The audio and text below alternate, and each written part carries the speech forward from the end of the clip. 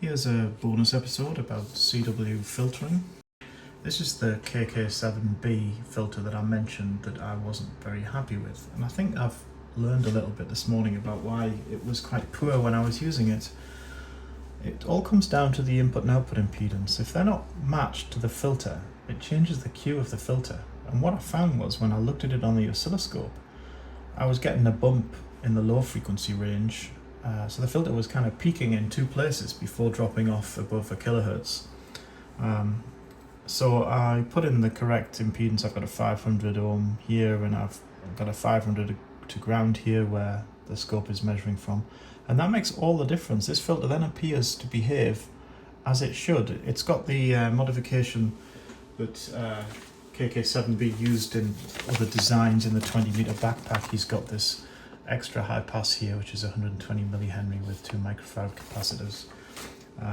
And he does suggest in this article of different banks. I'm using the 3 kilohertz variation, so in the main radio, but I've also, this is the one you're looking at here, is this the same thing but with a 1 kilohertz build. He gives values in the paper for the different pass bands. Yeah, but let me show you the scope. So here's the here it is running on the scope. I've got 70 millivolts out and I'm feeding in 30 hertz here. So let's ramp up the frequency. We'll go up to 300 hertz.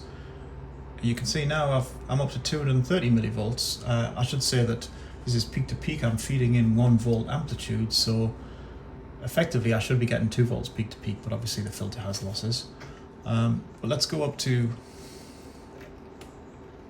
700 hertz, around where I want the most CW to filter, and we're up to 300 millivolts now.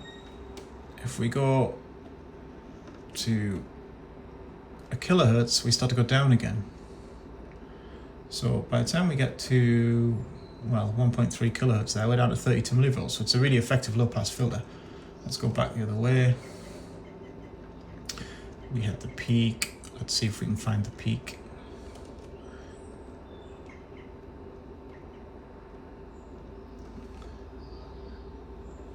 312, 320. It's around 700 hertz, which is bang on for where we want to filter, right?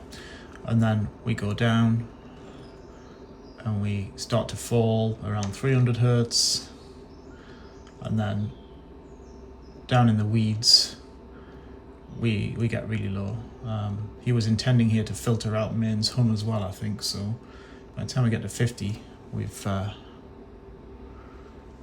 down to less than 100 millivolts. So yeah, it seems like it is an effective filter. I think probably what I've been doing is routing it wrong. Again, I need to learn more about impedance matching. Just to show you, this is the one in the radio.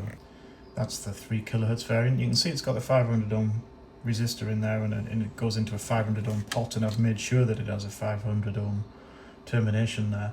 So yeah, that's definitely how it should be wired, and I'm not certain that I have wired it that way before, so I may well have this as yet another option in the radio. There's no reason why I couldn't have a flippable switch to filter, to choose the first 2 preamp stages, and then I can, you know, the best of both worlds. We can have the active one, which is here, that I built yesterday.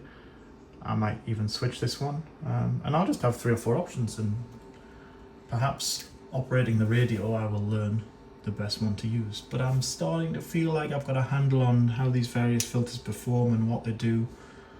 It really helps to hook things up to the scope and look at sine waves.